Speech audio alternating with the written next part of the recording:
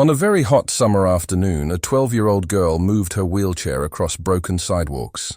Her water bottle was the only thing helping her stay cool.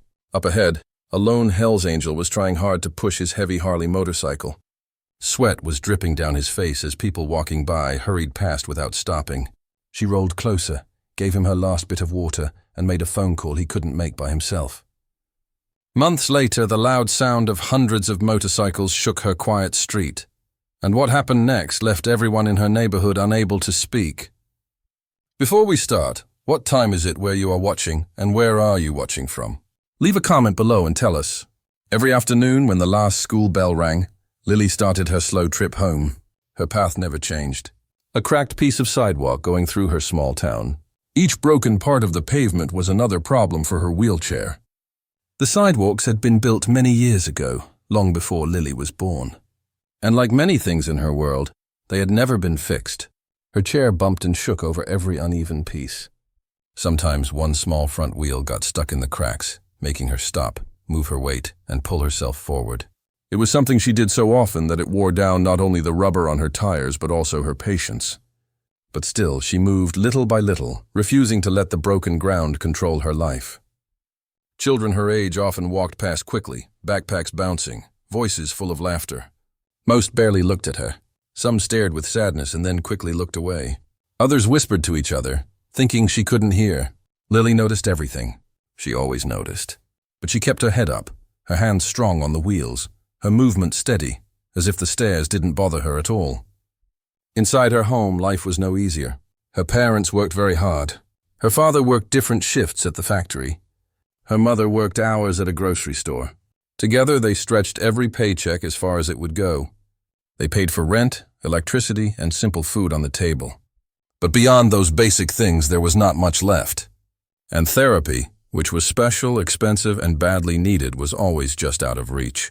The doctors had been clear. With regular therapy sessions, Lily's movement could get better. Her muscles could get stronger, her posture could be fixed, and her pain could be less. But each session cost more than her parents made in a week. So they saved what they could, putting loose bills in a jar hidden above the kitchen cabinet. A jar that filled too slowly and always seemed to be emptied when an unexpected bill came. Her parents dreamed of giving her more, but dreams cost money they didn't have. And Lily, even though she was only 12, understood this truth more than she showed. She had heard their late-night whispers, the worry in their voices when they thought she was asleep. She knew the heavy weight they carried for her, and she carried her own weight silently so she wouldn't add to theirs. Still, she wanted something deeper than therapy sessions or smoother sidewalks. She wanted to be treated equally, to not be the girl who was watched with sadness or ignored as if her chair was all that mattered about her. To not feel invisible in important moments. She wanted to walk into school without whispers following her down the hallway. She wanted to answer questions in class without eyes turning toward her in awkward silence. She wanted simply to be seen, not for the chair, not for her limp, but for the person she was. Every push of her wheels across the broken sidewalks was a statement, though she never said it out loud. A way of showing that she would not be held back by her situation. But underneath her strength, the wanting never left. Sometimes when the evenings were quiet and the house became still, she sat by her bedroom window and watched the world outside. The glow of porch lights from nearby homes. The laughter floating up from children playing tag in the distance. The rhythm of normal life continuing without her. She wondered what it would feel like to truly belong, to be part of the noise, not always watching from behind glass. In these moments, the truth hurt. Being strong was not the same as belonging. Being brave was not the same as being accepted. For Lily, every day was a balancing act between showing the world her courage and hiding the quiet hurt that courage couldn't heal. And though she smiled, though she laughed, though she fought each day with determination, the cracks in the sidewalks were not the only breaks she carried. They matched the cracks inside her heart. Cracks formed by years of being looked at, but not truly seen. The afternoon sun beat down with a punishing heat. The kind of heat that made the road shimmer and stuck to every surface. Lily's small hands pushed the wheels of her chair forward. Her palms were wet with sweat and her arms hurt from the work. She was used to hard sidewalks and difficult paths. But on days like this, even the simplest trip home became a test of how much she could take. Up ahead, a sound caught her attention. A dull scraping sound, a grunt, the low growl of something heavy being dragged. She slowed down, squinting into the bright sunlight. That's when she saw him. A man, big and sunburnt, was bent over a huge motorcycle, pushing hard against its weight. The Harley, black and shiny, gleamed even under the dust of the road. Its engine was quiet. Its body was leaning to one side as the man pushed with all his strength. Sweat rolled down his face, soaking into his leather vest. His arms, covered in tattoos, strained under the effort. His boots dug into the road, moving forward inches at a time. To anyone else, he might have looked like someone to avoid. Tattooed, rough, every line of his face carved by years of road and weather. And that's exactly what everyone else did. People walking by glanced at him, then quickly looked away. Some crossed the street, talking under their breath. A woman held her purse tighter and walked faster. A man with a child pulled the boy's hand, leading him the other way. To them, the biker was not a man who needed help. He was danger, a shadow to stay away from. But to Lily, sitting in her chair under the burning sun, he was something else completely. She saw his legs shaking as he pushed. She saw the slump in his shoulders, the exhaustion written on his face. And she knew that look, the look of someone fighting more than just the ground beneath their feet. She rolled closer. Each squeak of her wheels broke the silence between them. At first he didn't notice her. His head was down, his hands gripping the handlebars of the broken Harley. But then he heard her voice. "Do you need some water?" Her words were simple, almost shy, but they cut through the heavy air. The man looked up, surprised. His eyes landed on the girl in the wheelchair, holding out a half-full plastic bottle with water drops still on its sides. For a moment he didn't know what to say. His mouth opened, then closed again, as if the idea of someone stopping to help him, someone offering anything at all, was strange. Finally, he reached out with a rough, worn hand. He took the bottle carefully, as if it were something breakable. He tilted it back, drinking slowly, each gulp a quiet giving in to his own need. When he lowered it again, his chest rose and fell in heavy breaths. "Thank you," he said quietly, his voice low and rough, the kind of voice that carried the road in every word. But Lily wasn't finished. She looked at the Harley, then back at him. "It's not starting, is it?" He shook his head. "Dead. I've been pushing it for a mile. I don't have money for a tow truck." She pressed her lips together, thinking. Then she reached into the small bag attached to the side of her chair. From it she pulled out an old cell phone. Its screen was cracked in one corner. She tapped the numbers quickly. "My dad knows a mechanic," she said, holding the phone to her ear. "He still lives a few blocks from here." The biker blinked, surprised. "You don't need to do that." But Lily didn't answer. She waited until a familiar voice picked up, then explained what was happening with calm confidence. Her words had no judgment, no hesitation, just simple, direct kindness. By the time she ended the call, she was smiling a little. "He'll come," she told him. "You won't have to push anymore." For a long moment, he just stared at her. The sun glared off the chrome of the Harley. The sounds of the street moved around them, but between the two of them, silence stretched. Finally, he bent down so his eyes were level with hers.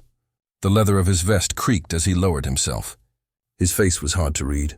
Then he asked quietly, almost like he was admitting something, "Why did you stop?" Lily's shoulders lifted in a small shrug. She looked straight at him, steady and strong. "Because no one else did." The words hung in the air, simple but powerful. For the biker, they hit deeper than she could have imagined. For the girl, they were nothing more than the truth. Neither of them knew it in that moment, but this meeting was more than just something that happened on a hot afternoon. It was the start of a ripple, a quiet act that would reach far beyond the cracked sidewalks, far beyond the broken motorcycle, far beyond what either of them could see. For most people who passed him on the street that day, the man with the Harley was a warning sign. His vest was covered with patches that made people scared. His arms were covered with tattoos that told stories no one asked about. His face was lined and weathered from years of sun, wind, and road. To strangers, he was not a person. He was a threat, the picture of a stereotype. But behind the leather, behind the roar of a motorcycle that no longer ran, was something much more fragile. He had known rejection for most of his life. Bosses who took one look at the tattoos and decided he wasn't worth hiring. Neighbors who locked their doors when he walked by. parents pulling their children closer at the sight of him. Sometimes, even when he tried to live quietly, his appearance judged him before he said a word. And so over the years he leaned into it. If the world saw danger, then danger became the mask he wore. The leather vest, the untrimmed beard, the way he stood that suggested he could take a punch and give two back.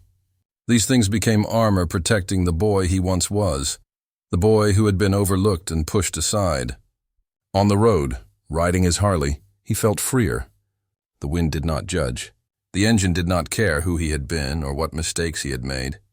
The endless highway asked no questions, demanded no explanations. The roar beneath him was loud enough to drown out the silence of loneliness.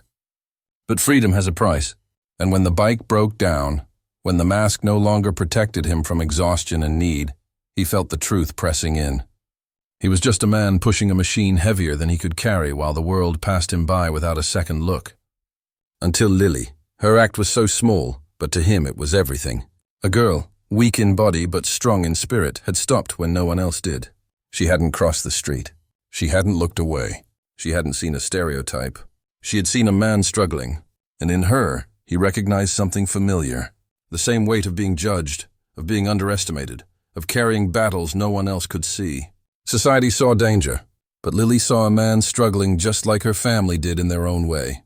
That moment, the bottle of water pressed into his hand, the quiet determination in her voice as she called for help, was a moment of dignity he hadn't known in years.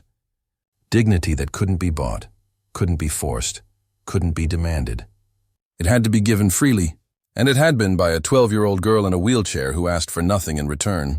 As he sat on the curb beside the silent Harley, waiting for the mechanic Lily had called, he turned her words over and over in his mind. Because no one else did. They were simple. They were obvious. But in their simplicity, they showed everything. She hadn't stopped because of who he was.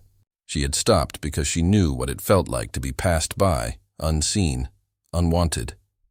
And in that shared understanding, two unlikely lives had quietly crossed paths. The sidewalks Lily traveled each day told only part of her story. Inside the school gates, another battle waited for her. Her limp was the first thing children noticed. The chair was the second. Whispers followed her down hallways like shadows she could never shake off. Some classmates were polite but distant, offering smiles that never felt real. Others were less kind. Mean remarks said in hushed voices or laughter that echoed when she dropped a book or fumbled with her backpack. What weighed her down wasn't the metal of her chair or the weakness in her legs. It was the way people around her decided she was somehow less capable, less worthy, less human. She learned early how to smile past the sting, how to laugh at herself so others wouldn't get the satisfaction of doing it first. But beneath that practiced strength, every word, every giggle, every pointed look carved itself into her memory. Lily wanted what every child wanted, to run on playgrounds, to be called by her name instead of whispered about from behind. She didn't want pity and she didn't want to be invisible. She wanted to stand side by side with her peers and feel equal. At recess, she sometimes stayed on the edge of games she couldn't join, the wheels of her chair catching on the bumpy ground. A ball would roll near, and for a brief second she'd light up, thinking someone would pass it to her. But it never came. The game went on. The players turned away, and she remained someone watching a world that should have included her. Her parents often told her she was brave, that her smile could light up any room. But at school, courage felt like a mask she wore so no one could see the cracks beneath. When the laughter came, it wasn't always meant to be cruel. Sometimes it was careless, the kind that stung exactly because it wasn't meant to hurt. Careless looks, careless words, careless hearts that never stopped to think how heavy their small acts could be on someone already carrying so much. And so Lily endured quietly, bravely, her dignity still there but her spirit worn down. She never let the tears fall in front of them. Only when she was alone, staring at the ceiling in her bedroom, would her chest rise and fall with sobs she refused to let the world see. Day after day she pushed forward, her chair rattling down the same cracked sidewalks, her heart carrying weight far heavier than her body. The final bell rang, and the school doors burst open with noise and talking. Children rushed past in groups, laughter bouncing down the steps, backpacks swinging carelessly. Lily waited as she often did. Her chair moved slower than their legs. Her path was always more careful. Soon the crowd thinned, and she was left waiting by the curb, her small body framed against the long sidewalk. That was when the voices came. A group of kids, a little older, leaning against the fence. Their eyes found her the way a spark finds dry grass. The teasing started softly. Remarks about her chair, her limp, her worth. Words sharpened by the thrill of an easy target. They laughed at her silence, at the way she stared at her lap, pretending their words didn't hurt. But every word did. The cruelty wasn't new. What was new was what came next. From the distance, a sound grew. A low rumble, steady and unstoppable. It was not the sound of laughter. It was the thunder of engines rolling closer, louder, until the ground beneath the curb seemed to shake. 6 Harleys pulled to a slow stop beside the school gates. Chrome caught the fading sun. Leather boots pressed to the pavement. The bullies froze, caught mid-insult. The riders said nothing. Helmets lifted. Heavy steps fell.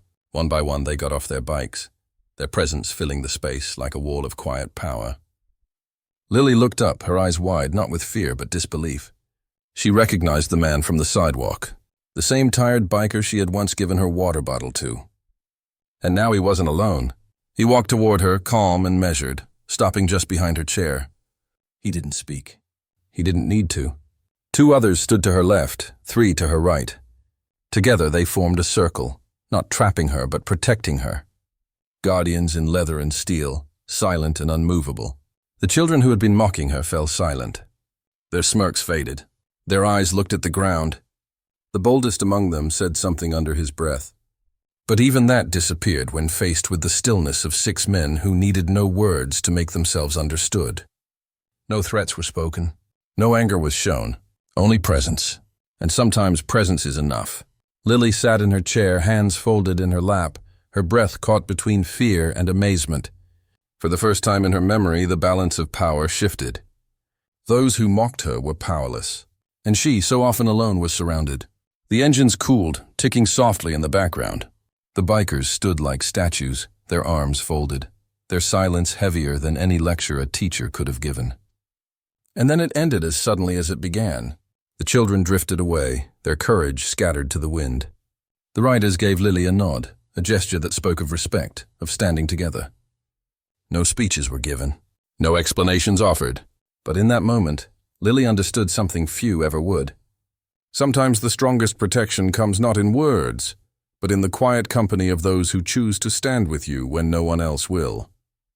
When no teacher, no friend, no bystander came to help her, 6 unlikely people did. That evening, Lily came home quieter than usual. Her parents noticed it in the way she rolled her chair through the front door, in the way her eyes drifted to the floor instead of meeting theirs. Something had happened, something she couldn't quite explain. The fear she had felt outside the school was real. The insults, the sting of being made fun of, but so was the moment that followed. 6 men she barely knew, standing guard like protectors. She replayed it in her mind again and again. Why had they come? Why had they chosen her of all people to defend? Her parents asked about her day. She said little, a half smile, a shrug. Then she wheeled herself to her room. But inside, her chest swelled with feelings she had no words for. Confusion, thankfulness, and a flicker of something she hadn't felt in a long time. Safety. What she didn't know was that her story had already left her neighborhood. The man she had once stopped for, the tired rider struggling to push his Harley down the sidewalk, had told others about her kindness. He told his brothers about the girl in the wheelchair who gave him her last bottle of water and called for help when no one else would. The story moved through the group like wildfire. From one group to the next, across long stretches of highway, shared in quiet conversations at gas stations and roadside diners. These were men hardened by roads and storms, defined by leather and steel. Yet beneath it all ran a code: loyalty, respect, gratitude. And Lily's name began to carry weight within that code. They weren't drawn by pity. They were drawn by recognition. In her strength, they saw something of themselves. In her refusal to turn away from a stranger, they saw the kind of dignity that goes beyond appearances. Her single act of compassion had traveled miles, carried by the roar of engines and the bonds of brotherhood. And while Lily slept that night, unaware, the sound of her name continued to move farther and farther, stitching itself into the hearts of men she had never met. It started as a low vibration in the distance, barely noticeable at first, like the far-off roll of a storm. But it grew louder, deeper, closer, until the windows along the street began to shake in their frames. Engines, dozens of them, then hundreds. Families stepped out onto porches, shielding their eyes against the afternoon sun. What they saw made them fall silent. A river of chrome and leather, 250 strong, poured into the neighborhood. The sound was overwhelming, a thunder that shook the ground and echoed off every house on the block. Children held their parents' hands. Neighbors exchanged nervous glances. Some whispered in fear. Others simply stared. It wasn't every day that the roar of an army arrived at your doorstep. At the center of it all sat Lily's small house, tiny against the wave of motorcycles that lined the street on both sides. Her parents rushed outside, confused. They looked at the crowd of helmets and leather vests, unsure whether to prepare for danger or for something else entirely. Then the engines stopped. One by one, the roar gave way to silence. An even heavier silence, thick with waiting. From the front of the group, a single figure stepped forward. The same man Lily had once helped on a cracked sidewalk. He carried himself not with threat, but with reverence.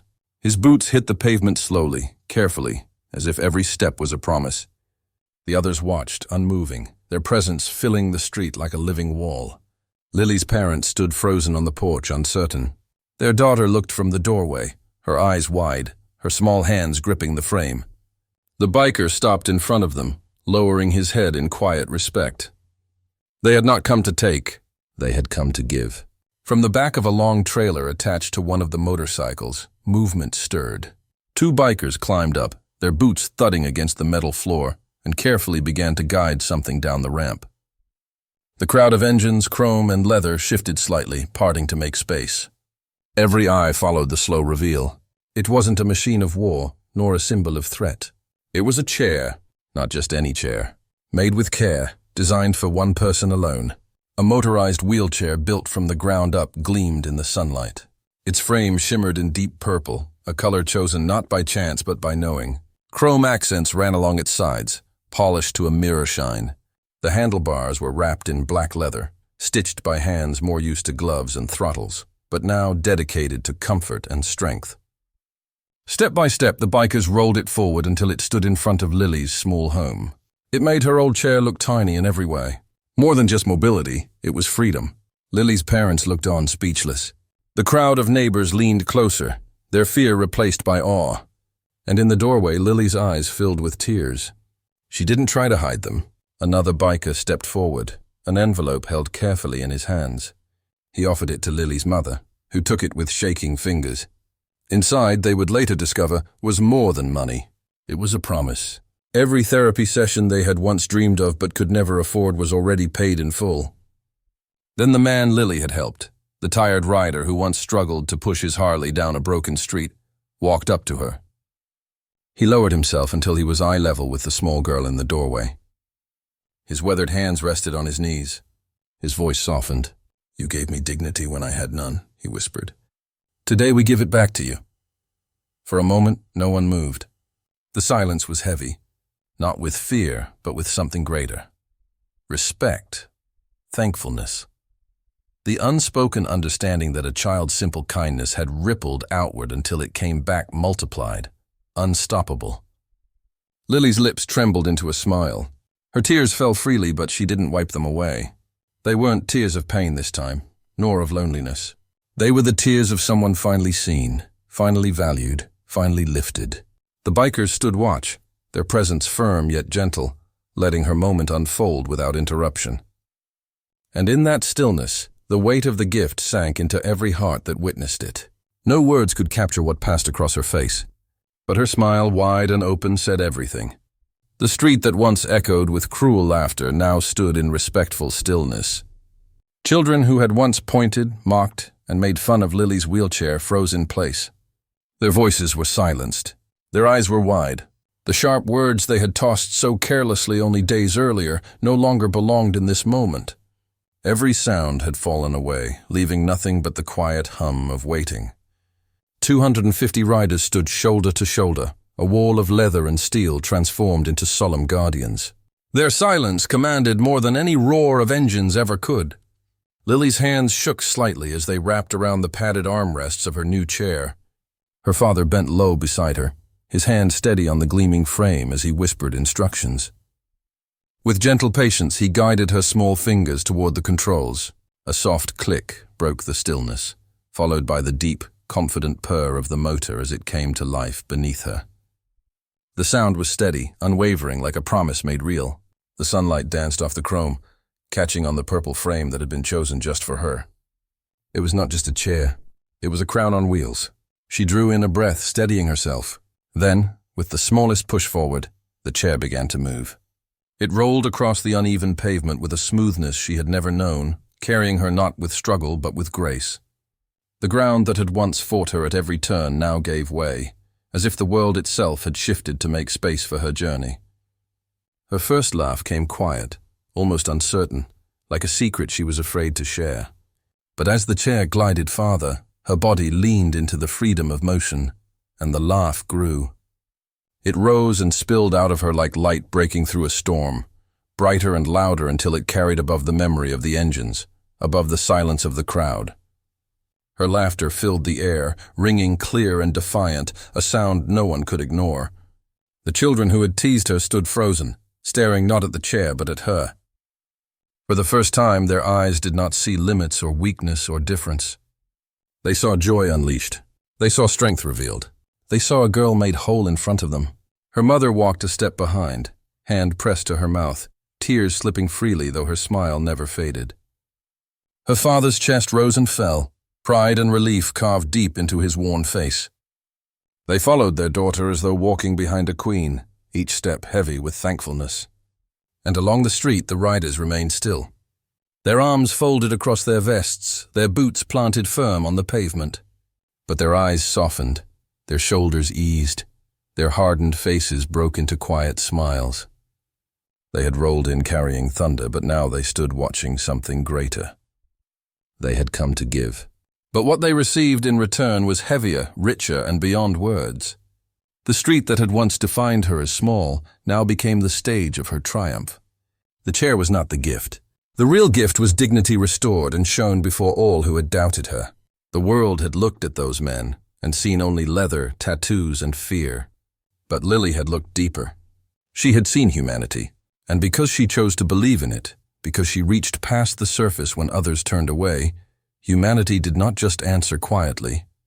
It came roaring back to her, not in pity, not in charity, but in respect. And in that moment her laughter became larger than her pain, larger than her past. It became the sound of freedom, freedom that no insult, no doubt, no cruel whisper could ever take from her again. Evening settled gently over the neighborhood, the last streaks of gold fading into a dark sky. The street that had once thundered with engines now lay quiet, the echoes of 250 bikes drifting farther and farther into the distance until they became nothing more than memory. Neighbors stayed on their porches, hushed as though unwilling to disturb the sacredness of what they had witnessed. The air itself felt changed, lighter, as though the roar that had come and gone had left behind more than sound. It had left a story that would be told for years. Inside the modest home at the corner, the night was soft. Lily rested in her new chair, her head nestled against her mother's arm, while her father leaned close, one hand resting protectively on her shoulder. The lines of worry that had marked their faces for so long seemed gentler now, softened by hope. Where there had been worry about tomorrow, there was now light, fragile yet undeniable, glowing like a candle against the dark. The chair sat gleaming in the quiet of their living room, no longer a symbol of limitation, but of freedom earned through compassion. For Lily, it was more than a machine. It was a reminder that even the smallest act could ripple outward, touching hearts far beyond her sight. She had thought she gave so little that day. A bottle of water, a quick call on her phone.